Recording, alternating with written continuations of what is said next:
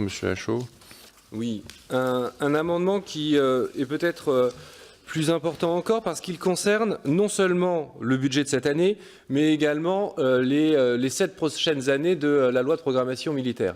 En effet, l'annulation de crédits de 400 millions du budget des armées, parce que la réalité, c'est que transférer, c'est demander aux armées de payer les OPEX intégralement et donc rompre avec la logique du financement interministériel, logique qui était inscrite dans l'article 4 de la précédente LPM et qui est inscrite à nouveau dans l'article 4 de la LPM que nous avons votée en mois de juillet.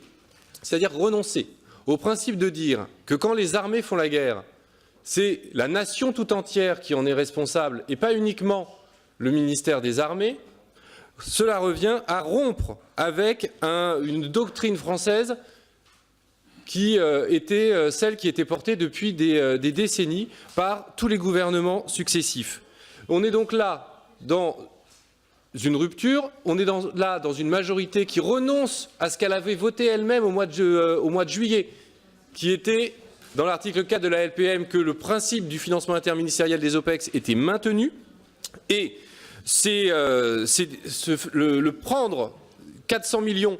Et de fait, ça sera donc 800 millions d'euros qui seront pris au budget des armées sur la totalité de cette année, entraînera des reports de charges sur l'année prochaine qui feront que l'augmentation de 1,7 milliard votée en loi de finances initiale pour le budget 2019 n'auront pas lieu. Et donc, pour la première fois de l'histoire, une LPM qui aura été votée en 2018 ne se verra même pas appliquée dans sa première année d'exécution.